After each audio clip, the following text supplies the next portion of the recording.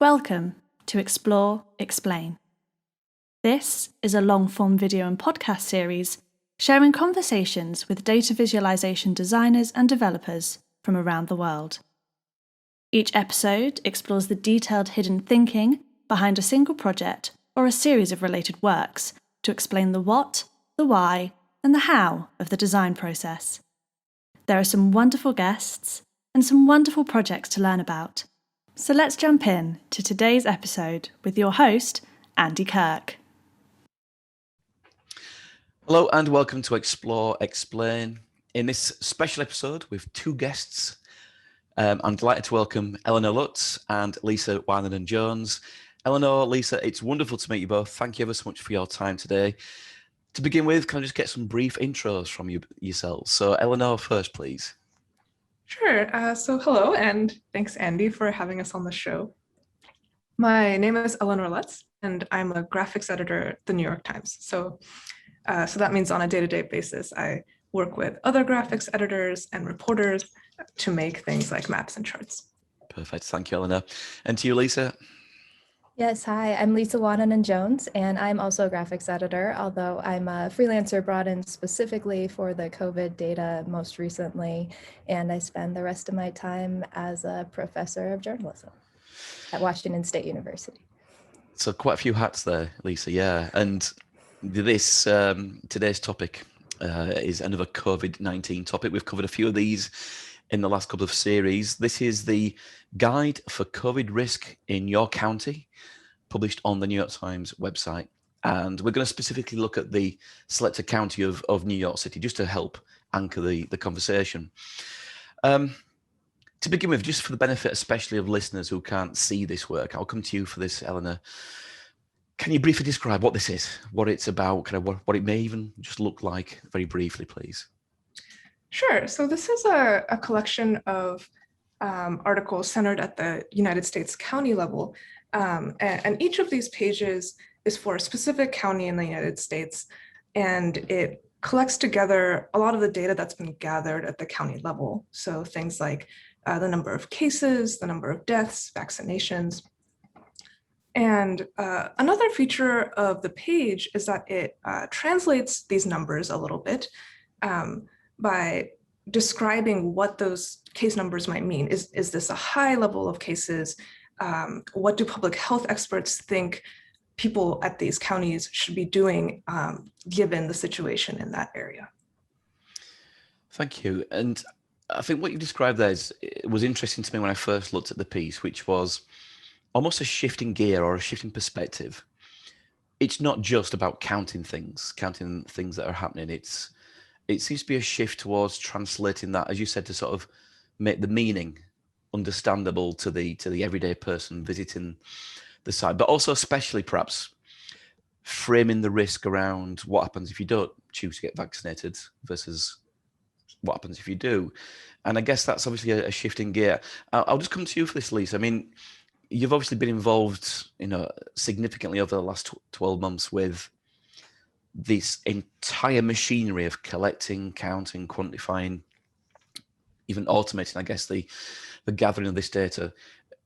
Do you see that shift in perspective through this project? Now it's maybe matured to this point to reflect where we are in the pandemic.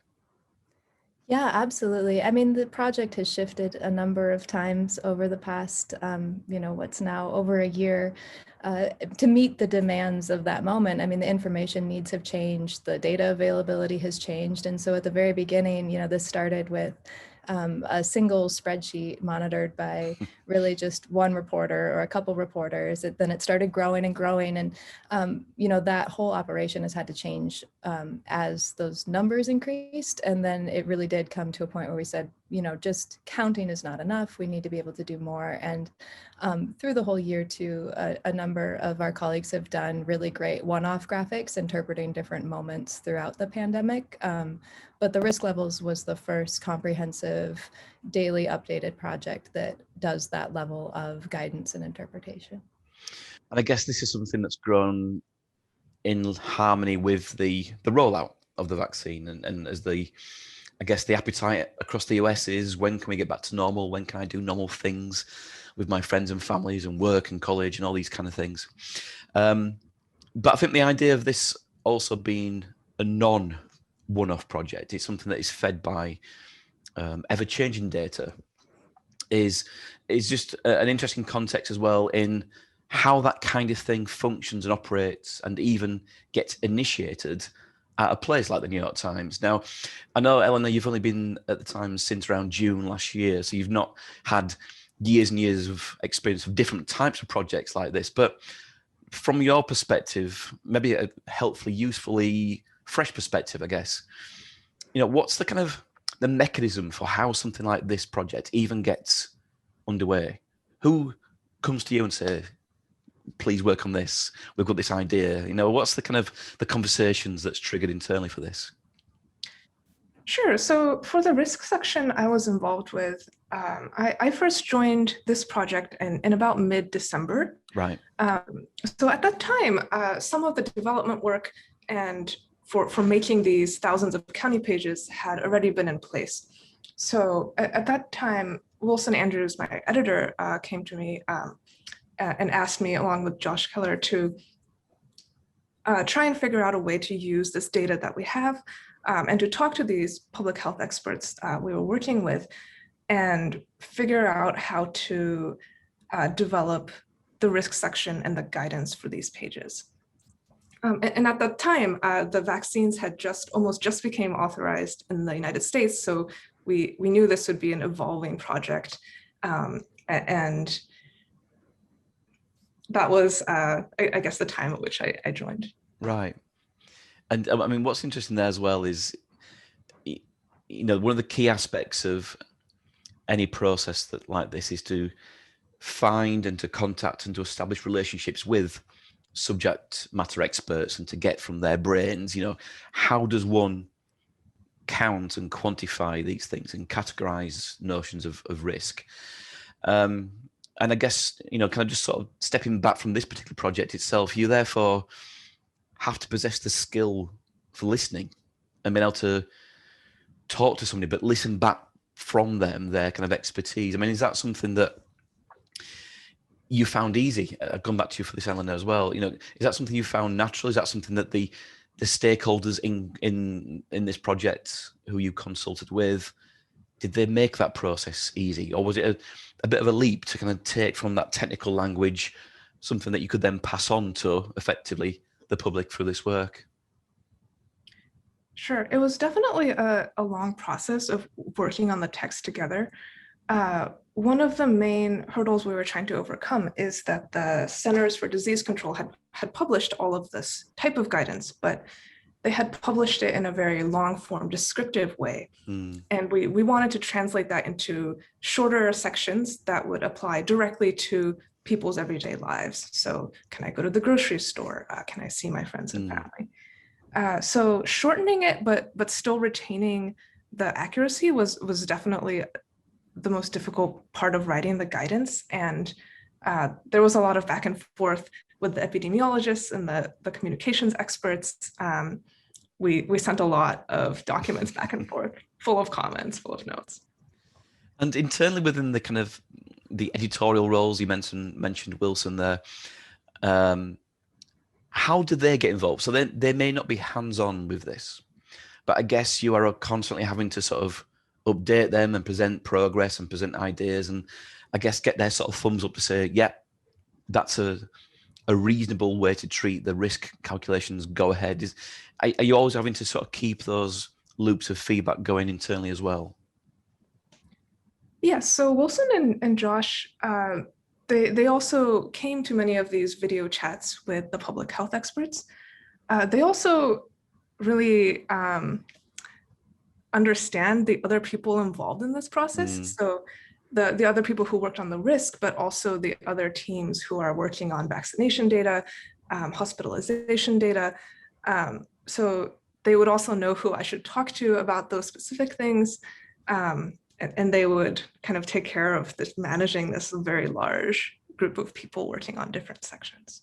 Right. And I don't have it in front of me right now, but the list of people involved it's a huge cast and crew of people who've got a sort of a fingerprint on this project. And just coming to you on that, Lisa, I mean, you know, you've mentioned that you've kind of got a specific role on this project, largely as a sort of freelance. I mean, how does it work for you? When do you get kind of brought into the conversations? When do you get brought into the kind of thinking that goes into this? And actually, by extension, where and how is it established the things that you won't get involved in, that you won't necessarily have to worry about or think about as well? That's a really good question. So I think I got brought in the early days when it was really a top-down decision, really no question at all, that we were going to collect county level data. And that was a hugely ambitious thing, but no one even really talked about it that way. That was just necessary to tell the story. And I think that's really played out in a lot of ways since, including the RISC project, that if we don't have that county level granularity, and we've even collected zip code data in some cases as well, that we needed that to be able to tell the story properly. And that's something that's like really matters to me because I live in a small county, and ordinarily a lot of my life is around local news and visual representations and rural coverage. And so while I knew that initially some of the big cities were places where there were big outbreaks, we needed to have that ability to tease out the smaller stories too. So I got brought in mostly to start looking just for those data sources. And that's something that that we did a lot of work months ago, even to look at what metrics were available. Cases and deaths ended up really being the only ones that we found widely available at the county level.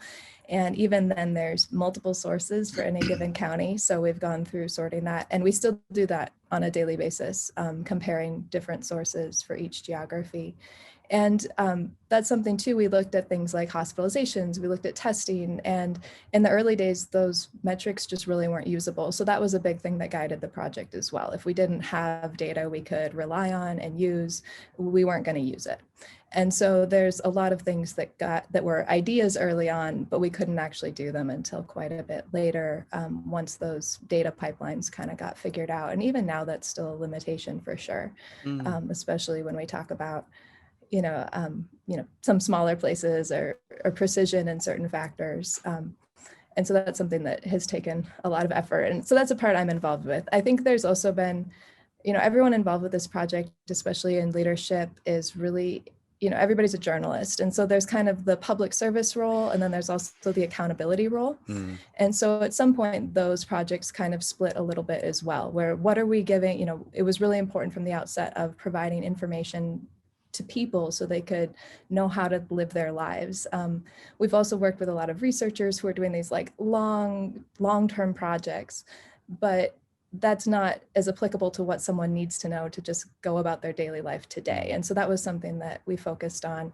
And at the same time, also looking at things like policies and keeping track of what's going on from different, governors and different states, not so much even to interpret that, but just to keep track of it, because at the beginning there was so much variation, and there really still is today as well. So I think those are kind of the ways that different people got involved. We've had, really hundreds of people involved in this tangentially. A lot of the editors aren't even credited on the piece. And so the number of people involved is really huge, and filling different roles as that.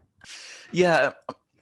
And I mean, there's so many things to unpack there. I mean, I think, it's not an exaggeration to say that this may be the biggest data event in our lifetimes. The global reach, the number of people affected, both as, part of the data count, but also affected by what those mean to them. It's hard to imagine something that will be comparable. And with that, there's so many different aspects that I think are interesting around. You mentioned there about sort of public, almost like a public service, a public duty that the Times, and it certainly seemed to take that on very early on in the pandemic, maybe to fill the void or the vacuum of various levels of authority, or the government sort of stepping in to provide that. But as we talked about before, it's a shift in perspective that's trying to translate to help people cope with this. But on the note of data and the data kind of consistency and reliability, I recall maybe around this time last year speaking with John Byrne Murdoch at the Financial Times, who was doing his very popular, certainly in the UK, trajectory plots. And he was, working day in, day out to ring round correspondence to confirm and validate and verify numbers, but knowing that these would be good enough rather than perfect.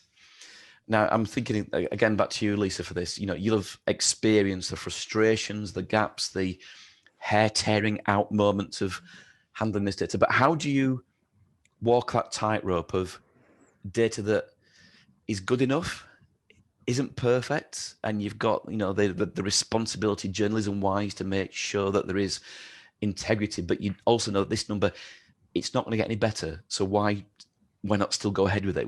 How do you sort of walk that tightrope, really? Yeah, I think there's definitely still places I could say, like, I know their data is not as good as it should be, and that bothers me a lot. I'll call out one, which is the state of California, which doesn't include antigen cases. And, to not get into all the technical stuff, but that's just a huge omission at this point. They're basically cutting out what is probably a huge number of cases. And that affects how people understand the way that it spread in California, even though probably the curve and the overall information is still accurate. And so we do kind of weigh those, right? Does it represent the situation in a way that makes sense for people and is accurate? And if so, then that's good. And we did have to introduce things like handling anomalies for instances where suddenly the data didn't represent what was happening on any given day. So for instance, that was something we had to add last summer into the project, realizing that states and our data sources sometimes dump a huge backlog, and that doesn't represent what's happening on that day. It represents a data problem, and we need to be able to differentiate that for viewers so they know what they're seeing and how to interpret that. We've also had issues where, if we look at any one source, it might be different from another source. And those are the ones where we've put in a ton of reporting, calling local health departments, talking to people, why are these different? Sometimes we get a really satisfying answer and we can feel great, like, yep, this is the best one. And sometimes even when you talk to everybody involved, they don't really know. And that's an ongoing frustration. But I take a lot of pride in knowing that our data is really like the best available that we can get and find. And we've put a lot of work into that. At the same time, it is hard knowing that it's not going to be perfect. And especially people want to do comparisons to a year ago. Testing's changed completely. There's really no way to compare that. So that kind of context is always really important. And we do try to include that while also knowing that people will, use the data however they want to, and we can't always control that. Absolutely. Sorry to interrupt you. No, go ahead. I wanted to add one particular part of the risk pages where this was a really big issue we talked about is the test positivity data. So this is a really good example of data where the data had significant issues. However, this was such an important metric in understanding the state of the virus in these counties. So we needed to find a way to use it that kind of got around those problems. So as a kind of a quick example, there are many things wrong with the test positivity, but one thing is that there are many ways to calculate it. Some people calculate it as the number of positive people over people, and some report it as the number of positive tests. And this is different sometimes depending on the state. So for a project that was trying to assess risk over counties across the United States, we needed a consistent measurement. So we're using this consistent measurement that's published by the federal government. However, there are still major problems with this data, such as some of these areas being incomplete and it being reported over a long time period. So how this ended up being brought into the risk is that instead of the positivity determining the risk directly, we're using it in cases where the positivity is very high. So we're basing the risk primarily on the cases reporting, which we know is much more robust and precise. But we're also adding in this layer saying, if the test positivity is over 10%, then we're going to increase the risk by one level, because that's that's the level of granularity we feel comfortable using in this very messy like a data set. tiebreaker sort of thing. Yeah.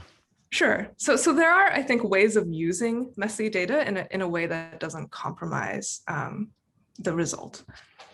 And although I guess it's not necessarily the ambition of the project at large, you know, work like this can also shine a light on what's missing and encourage and or shame those who have got a role in helping to address that gap by saying, look, everyone else is able to do this thing, so why are you sat there with a big grey, not applicable or not available?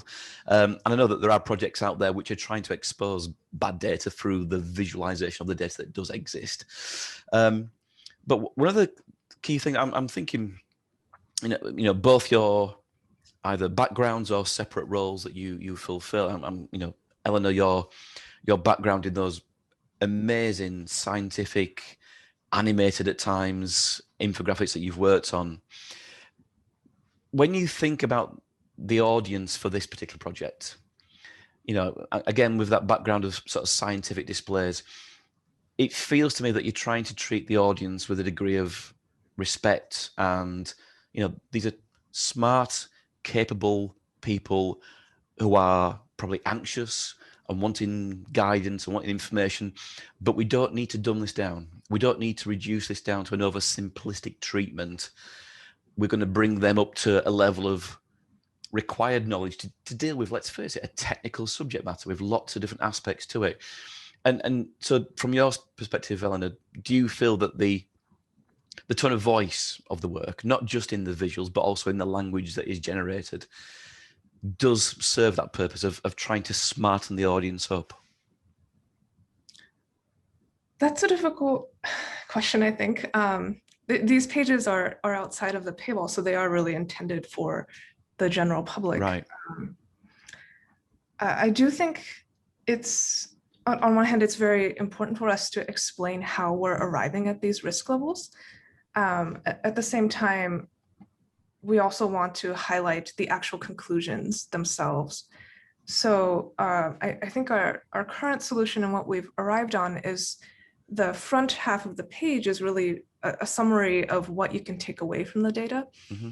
And we have a very long about the data section that in some counties longer than the actual charts themselves. And in that section, we really go into the detail. We list the different anomalies that Lisa and the team have found. We list some of the unique aspects of reporting in each state. And we also have a long section that explains how these risk levels are being calculated and what it means to be at these risk levels. What would your take on that be, Lisa? Yeah, I think that seems right. I mean, I think whenever we create graphics, the hope is that you're providing people something they didn't already know. So you want to be increasing their knowledge. And, you know, this is something that I guess is more personal preference, but like part of the reason I like graphics and, you know, I'm also an educator is I like trying to show people things that they otherwise wouldn't have understood. And I think the risk levels are a great example where you're able to get the conclusion and then you can then find out more about it. I mean, thinking about it, there's so many terms on these pages that we couldn't have casually used a year ago. Right. Like people didn't know what this meant. And so it has been a longer process just as the overall sophistication in the general population around these terms has increased. We've been able to also use those and bring that in and know that people aren't going to be completely lost. You know, we still get questions routinely. So I also answer reader emails and, you know, a lot of times a year ago, you know, questions were about basic like vocabulary, right? What does it mean to be a case? How do you define a death? And those are actually pretty complicated answers. Yeah, right. But now that's shifted, right? People are asking more questions about interpretation and some of that I think is guided by what we're publishing, but it's also a reflection that what we're publishing is answering the questions that people have at any given time. And just one last point about the possible audience or the possible intent of what's being communicated. I mean, again, this idea of risk, and the risk is very much placed around not being vaccinated. Is there a subtle, or maybe not so subtle, nudge thing going on here, which is to try and encourage vaccination? Or is it not, is it trying to avoid that sense of telling people what to do, but just saying, look, here's the consequence of your choices? So this page has actually evolved quite a bit from when it was published in January, when very few people were vaccinated. And the major drivers for those changes have really been announcements by the federal government and the Centers for Disease Control when they published new guidance for vaccinated people. So in the beginning, there was much less known about the risk level for vaccinated people. And our most recent changes, we actually added a new series of guidance on the page that we have a section that says now, if you're fully vaccinated, and then subcategories such as travel and indoor activities. So these were really added after the CDC announcement. And really I think the core of the page is to translate what these public health experts are saying into a more digestible level. So I'm not necessarily writing in a way to push a perspective or anything like that, because these are statements made by the scientists and the health experts.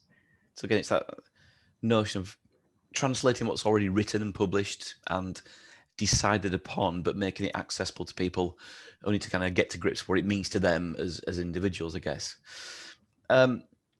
Obviously, over the last year, there has been so much produced graphically about this topic, not just by the MIT, but every single newsroom is looking at the same kind of thing. And obviously, there are certain techniques that have emerged that have kind of coalesced around the same thing. And we'll talk shortly about the bar chart with the sort of moving average as a very established common technique. But to what degree, and again, I know that you are answering on behalf of the whole team, so you may not have the true insight for this, but to what degree are you thinking about the pressures of doing something different to what others have done out there, to not replicating what the Washington Post may be doing, or even the Financial Times or Reuters? Are you aware of trying to differentiate? And I know we talked about the public service and trying to enhance what the CDC perhaps are doing, but in terms of, let's call it competitors, is there a need to find a way to differentiate from what they are doing? Well, from a data perspective, I'd say we really try very hard to find the most understandable and accurate way of presenting the data. In this case, what we're using for the risk calculations. So I think that's the question I try to think about the most is, this is the data we've decided is the most relevant, or what we need to show for this. How can we make it as less confusing as possible? And certainly there are, we look at examples of like great data visualizations from lots of other topics and areas, but I wouldn't say that we're necessarily saying like, oh, we need to do something different just because it's different. Yeah, and of course, that pressure exists for all sorts of things, like the election coverage. There's a desire to do what you want to do, but also just a little voice in the background saying, well, how do we make this stand out from the rest of people as well? But just coming to you on that point then, Lisa, have you got a sense or insight on that as well? Yeah, I think it's fair to say that we watch what other news organizations are doing, and probably the most interesting thing about this project is that it's also not just news organizations. I mean, we've been in touch with some of the groups that are doing, risk dashboards and other types of visualizations, and that world has kind of expanded, which is kind of cool. Definitely we keep an eye on it, but I think it's been interesting to watch the iterative process from the design side and seeing how people are working through these ideas, and especially given that everybody's been working remote, like you can kind of follow along. You can follow along on Slack, and even if you're not really in the conversation, you can see like how it's evolving. And so that's been really fun. And I think while everybody's mindful of wanting to stay within the bounds of what people expect, I don't think there's too much concern about trying to really differentiate. I think everyone's much more focused on, is this the best version that we can do right now and today? And, then maybe afterward you look around and see what everybody else is doing too. Sure. Is this something that only exists in digital form? Is there any of this that ends up in the print? Yeah, we actually do this Tuesday through Saturdays in the print. So there's a Okay. one page in the print paper. The risk levels actually joined the print a little bit later in April. We had previously had a hotspots map of just cases, and that's now been replaced by the risk levels. Right. So again, it's just an added branch of the machinery of kind of the automation of this and the kind of the producing this for the website, for the print, and keeping the origin of the data coming through, and then having to interject when new guidance emerges. It's a huge amount of work to kind of keep this thing going. Just the last couple of points in terms of the sort of the kind of context of the work. I mean, you've touched on there about the kind of working remotely. Are there any advantages to that? I mean, I know that you are West Coast based, Lisa, so you all probably already would be and have to be separate largely from the rest of the team. But I guess from your point of view, Eleanor, have you found aspects of that to be positive to help you to focus on the thing that you are doing, or would you just prefer to far more be in the office? But that's actually a kind of a funny question because I've never been to the New York Times Right, office. of course. I think Lisa mentioned this, but it is pretty helpful that all the conversation happens on Slack. Even if you weren't working that day or were not involved, you can see the reasoning for a decision that was made. We also, for this project, we use GitHub for it, so there are issues and these kinds of things that also help with coordination across remote. So all this is kind of logged, everything is tracked, everything is kind of retrievable. Yeah, I guess it's just the inevitable way that we do work digitally, whether we are there in person or otherwise. Yeah. Moving on jump in. Yeah, go ahead, Lisa. Yeah, I mean, one thing I would just say on that is that really the coverage for graphics originated with the international graphics editors because that's where the story was first. So even before everyone had to leave the New York office, it was already a story that was being covered across time zones and from people who are working remotely. And so none of that infrastructure was like, really surprising. I do think the scale of it and the length of it is definitely remarkable. But I think that's been a strength for sure. Of the reporters who help, like in the early days, tracking things manually and have turned now to doing things like tracking clusters and some of the more investigative work, they're located all over the United States. And I think that's been a real asset because they often have different perspectives or different areas of like geographic knowledge. And like, that's been really helpful to sometimes know why are things working differently in Arkansas or something. It's great to have somebody who knows Arkansas and who can just tell us. Of course, yeah. Now moving on to the kind of getting into the mechanics of some of the data. I mean, we've touched on it already to a degree, but I wonder if you could just sort of explain to a sort of naive third party like myself, if we take New York as an example, what's the mechanism through which today's data will be updated and reflected in that chart? So where does it come from and how does it get to you in the broadest sense, New York Times, and then end up on the visual that we see? Yeah, so we maintain a database, and this was set up over a year ago. This was really put in motion last March, where the project was outgrowing its origins and basically like a Google spreadsheet. And at that point also had to give up some things that early on had been really important. Early on, they knew all the details, how old people were, their condition, a lot of details that we just, don't know now. And so that was a little hard to give up. But then the numbers just started increasing. And so then it was very evident that this was not going to be something that was maintainable as a manual project. And it was also going to just become a huge data project. I mean, this is just a lot to process on any given day.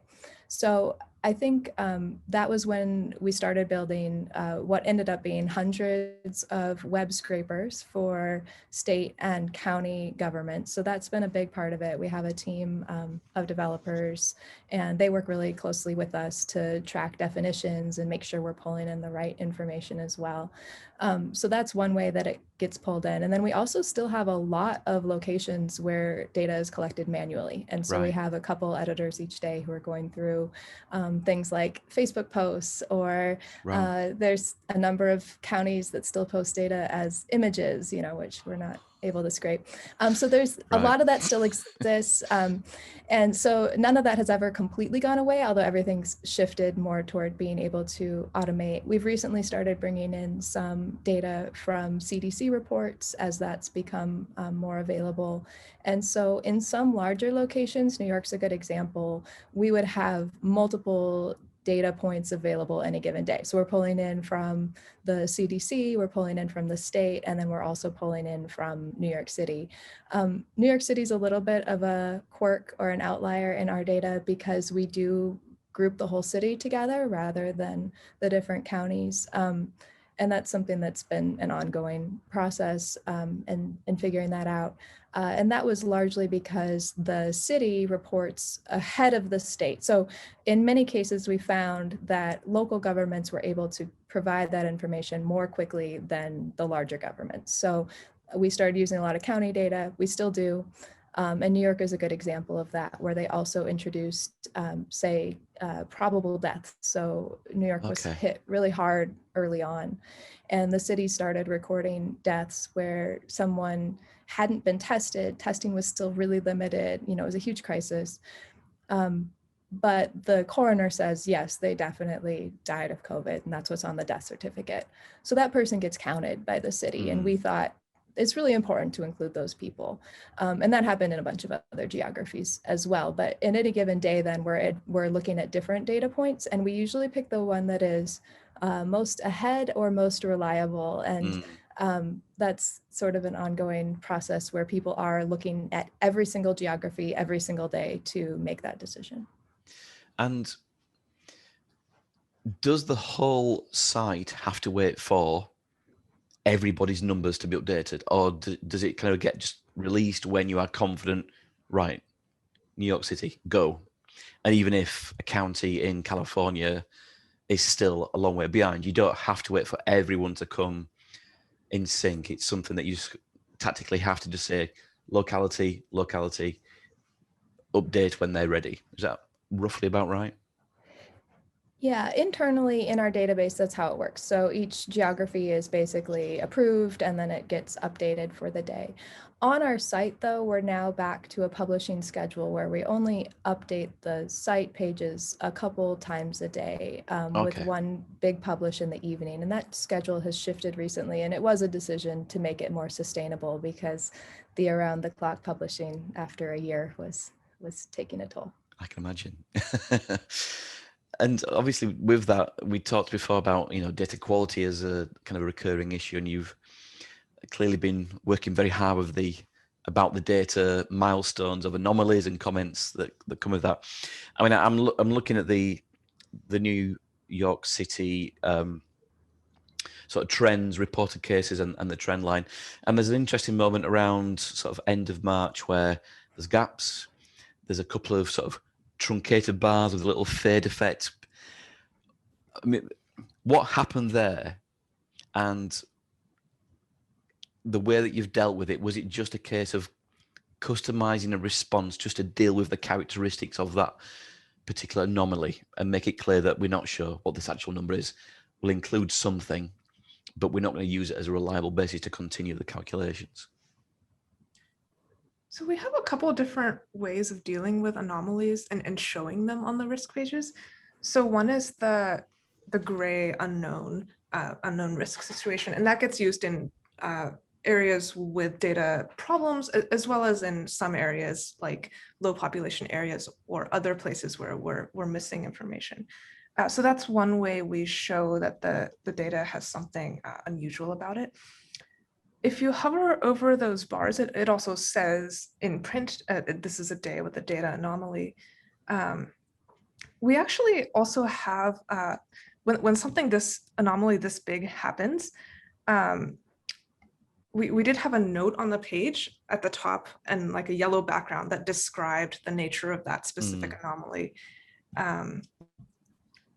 Especially for the New York City page, because that was a very long-term anomaly. I'm not sure, Lisa, if you know about this specific one, or. Yeah, this was a little bit of a complicated one, but basically the city was unable to release new data for a few days because of an issue that they said was related to the state system. And this is one of the larger ones we dealt with, but that kind of thing happens fairly often. And we're usually looking at it to assess, like, does this distort the trend enough that not labeling it would be misleading? Right. And that's, you know, essentially the standard. We have some other guidelines we use for what counts as an anomaly or not, but really we're just looking at that. Does this make sense to somebody looking at the page? And that was a clear case where it did not. We needed to tell people that this was not an accurate reflection of trends. It was clearly just a data problem. I think we have a couple other of those, the yellow notes that appear above the chart. Like Eleanor mentioned, I think we have one on New Jersey right now. I think we just removed one for Rhode Island. So they come and go, and we do try to keep up on that, where if there's a known data problem, we're not just like waiting it out and hoping it will get better. We usually try to tell people in the meantime what's going on there. Sometimes we don't know, and I think that's probably the hardest cases, where we can tell just because we've been watching this data for months and months, like, this seems weird. But, you know, we have to still find out from officials if they're not telling us or they're not saying what's weird. It can take us a little while to figure out what's actually going on. And those are the hard moments, because we can't like make the data better than what we're getting. Yeah. And I mean, one of the characteristics of this whole pandemic has been the sheer range of values, you know, from the highest values in, I guess, initially in China, then over into Europe, and then over to the States, in India, you know, right now at the moment. But also alongside that, adjacent to that, are very small numbers, but that still have an impact. Now, you spoke there about the kind of granularity of, you know, perhaps some of the smaller counties. How do you handle the possibility of, you know, the numbers getting so low that it almost becomes identifiable? I mean, how do you sort of guard against that possibility of it no longer being a statistic and it being something, you know, it's a person? I mean, it's always a person, but sometimes it's more obvious than not. Early on, I would say we had a number of places that redacted numbers. They would use like less than 5. So if there was, you know, too much specificity, and I wouldn't be surprised if we see that come back as the numbers continue to drop. And in those cases, we've always just used the lowest possible in that range. So if it's less than 5, we count as 1. But that's something where, again, we had to assess each situation, and, you know, sometimes we could ask and they would actually tell us.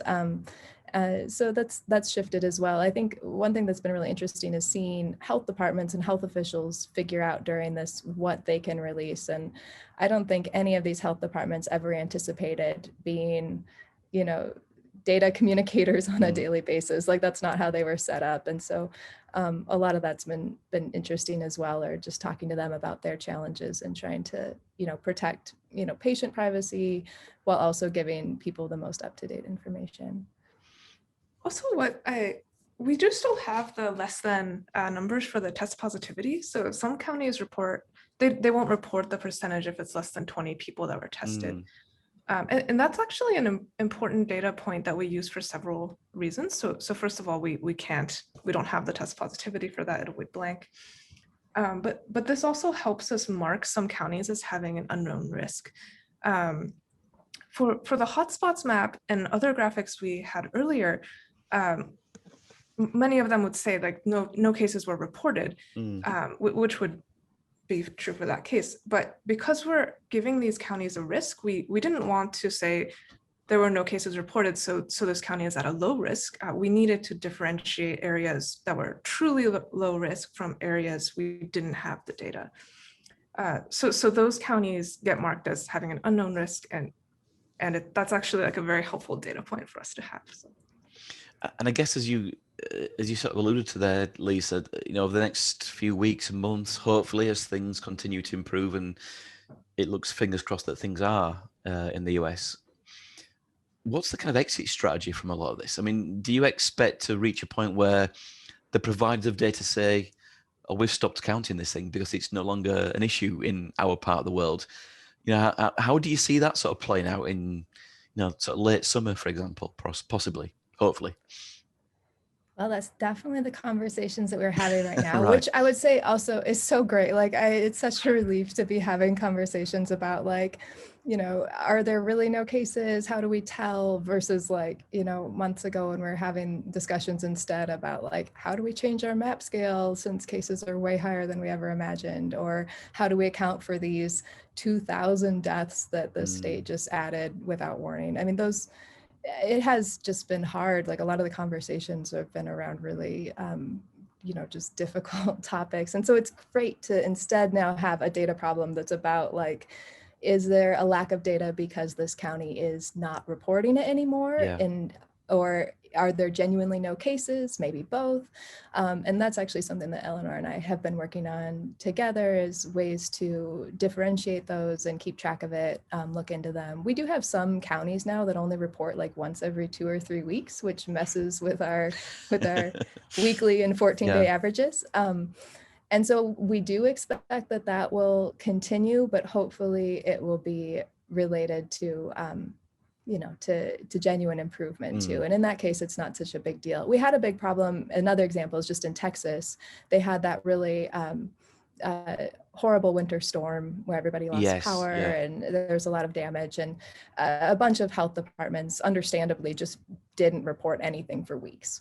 And that was a good example where at the time we knew, like, this is not accurate. You can even still see it on the Texas curve that in February and March, a bunch of places there's this big dip, and we know that's not really accurate, but there's not much we can do about it. And we are still watchful for that kind of thing. There's definitely places where they might stop reporting for reasons other than good news. Yeah, the crucial distinction between null and zero, I guess, is the key thing there. Yeah. Now, Eleanor, to you on the centerpiece of all this, which is the risk levels and the calculations. Can you sort of talk me through just the kind of headline classification system, what feeds that particular that system, and am I correct in thinking that the text that helps to explain these things is also generated text? It's something that kind of is built out of the same machinery. Sure. So there's two different kinds of text. One is the guidance for individuals in that area. So that's generated in the extent that there are different guidance for each level. There's also sentences, and these were developed by Eliza Aufrichtig, and these explain things like cases are higher than 2 weeks ago, and these are also generated, but in a separate system. Right. So for the calculation of the risk itself, this was also a long conversation with data specialists, doctors, and epidemiologists. We actually have two different types of risk calculations, one for large counties and one for small counties. Okay. So for large counties, which is the majority of where people live in the United States, the main metric we're using is the number of cases per 100,000 people over the past 2 weeks. So at the time, in addition to consulting with these experts, the CDC had also published a kind of related risk metric for schools in particular, and the White House Task Force had also published something similar. So we were using those as comparisons while we were working on the risk calculation. One of the things that I think is a benefit of using the risk system is that if new data becomes available, we can incorporate it into the existing risk levels. So for instance, I really wish we had hospitalization data that was consistent enough across the country to use in the risk levels, because if hospitals are overwhelmed, that's such an important indicator. And unfortunately, that data is just not at a stage where we can do that. So that's not included in the risk levels currently, but it is something we looked at including. I already talked a little about the test positivity and how we ended up including that a slightly problematic metric. And the language is important, I guess, in terms of how you then translate. What is the notion of extremely high versus very high, and so what was the kind of evolution of language, or was it more a case of, well, there's established practices in the realm of medical communications that we can just draw from and not try and reinvent the wheel, we can just use what already works? Is that the kind of conversation that you had to have with yourself about how to tackle that kind of communication? Yeah, it is. One thing we get a lot of questions about, I think, is the different colors we use. An orange on the New York Times page might not necessarily match an orange used by any other agency. And I think the actual descriptions of the risk level in the text, if you look at them, they're not, especially in the very high levels, they're not extremely different between level to level. So we tried to write the guidance in a way that you could read it and kind of understand the general characteristics of your area. It doesn't say, well, meeting with 4 people is great, but 5 people is not great. That's not the kind of advice that's being given. So it's more nuanced, and it doesn't feel alarmist. It doesn't feel something that's too tabloidy in nature in the language that's used. It does feel kind of just helpful, useful, authoritative, but just, as you say, taking the data patterns and saying, here's what this all means. And I guess ultimately that's what all data visualization work is, to translate data into something that means something to the person who is processing and receiving it.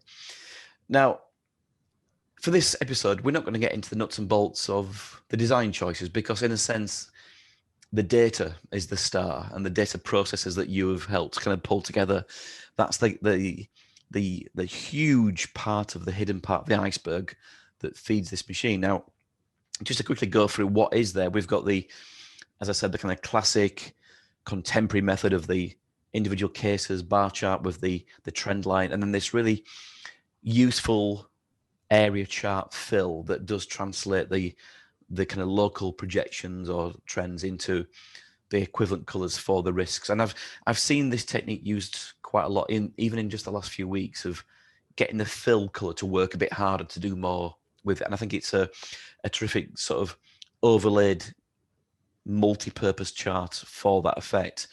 We then get some details in sort of small multiples about the hospitalization, deaths and positivity, and then the amount of people who are fully vaccinated. And then we do move into the language. We move into the different situations of if you are fully vaccinated and if you are not. And I think that juxtaposition is, again, helpful, although you've clearly made it obvious this is not about trying to sell vaccines, but having those side by side does, I think, translate quite evocatively what the benefit of getting the vaccine is compared to the equivalent activities that you can't do if you are not.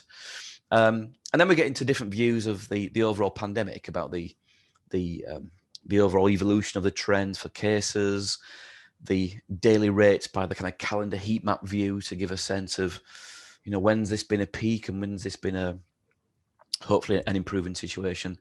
And then to the hospitals and the levels of occupancy. And you've mentioned there, Eleanor, the perhaps lack of total faith in that data, especially across the US for comparisons. And I'm sure it's the same in the UK as well.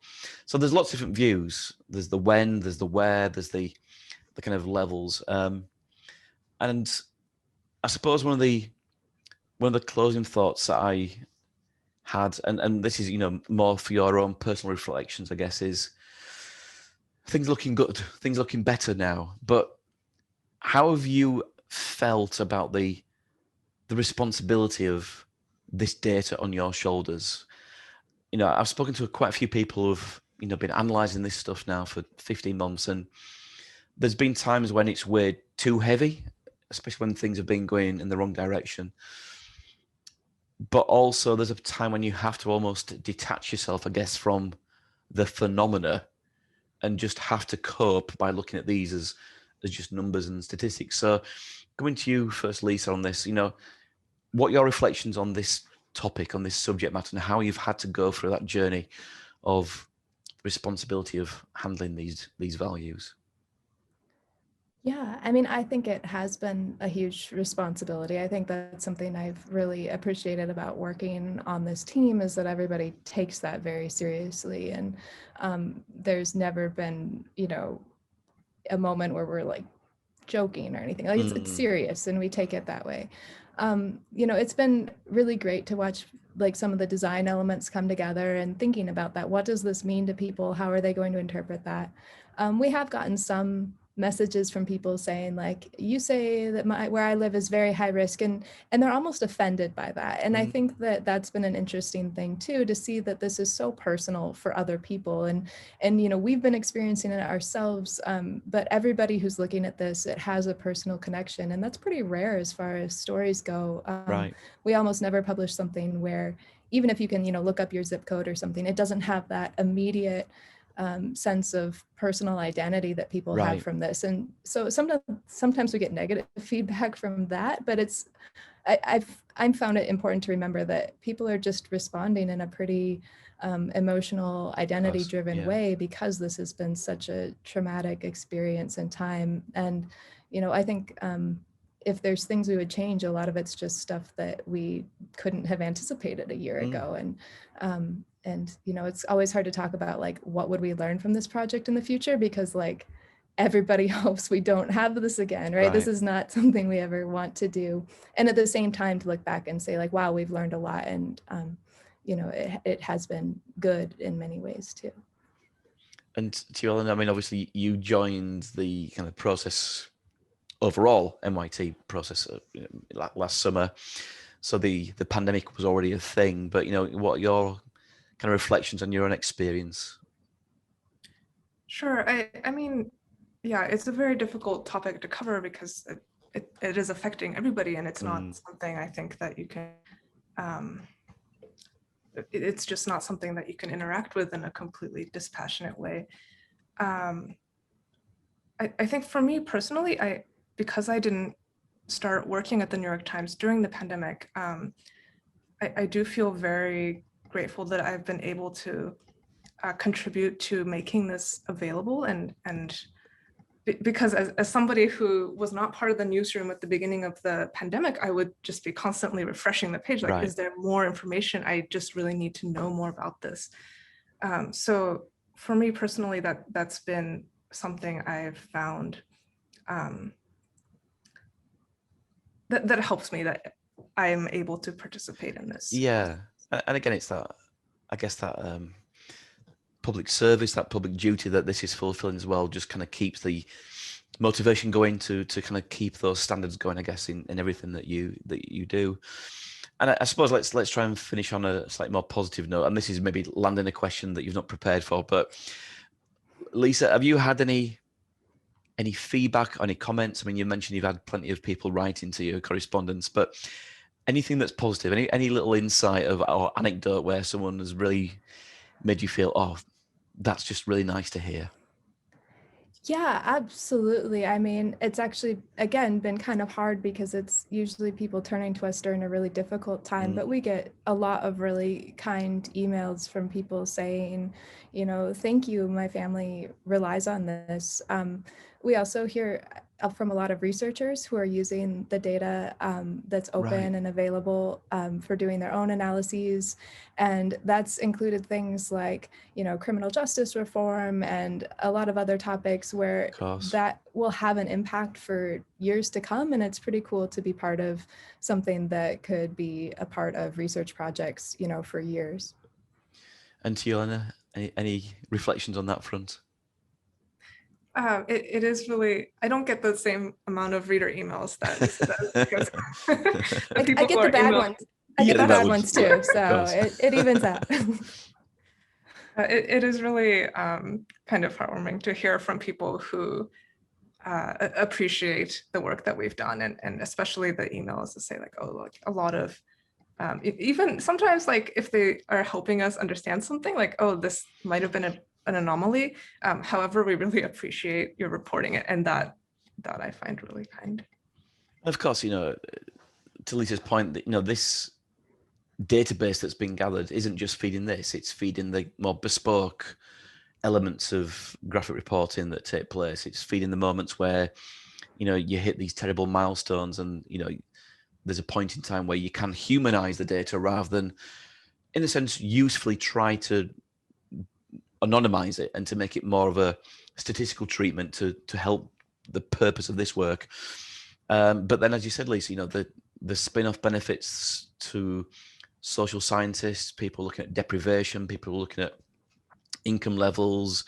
We've seen the impact of the disparity and impact of different ethnic groups that have been affected by this disproportionately. So all this data will feed that research and that kind of counter retrospective for probably decades to come, when this thing is hopefully reaching a conclusion. So that's also the conclusion of this episode. Thank you ever so much for sharing your insights into this work. I know that you are representing a huge team, so I'm sure the team at large will be thankful for you to kind of explain what's going on. And thank you for the work in general. Obviously, it's the US, it's not the UK where I'm based, but I can see the value and the public service that it's doing. So thank you both for your time. Thank you also to the listeners and viewers of this episode, and we'll see you again soon for another episode of Explore Explain. To see more information about today's episode, including some links to key sites and resources mentioned, please visit my website at visualizingdata.com. Here you'll also be able to find details about my book, information about my public and private training courses, as well as over a decade of blog posts. If you've enjoyed this series, please consider liking, subscribing, and spreading the word. See you next time.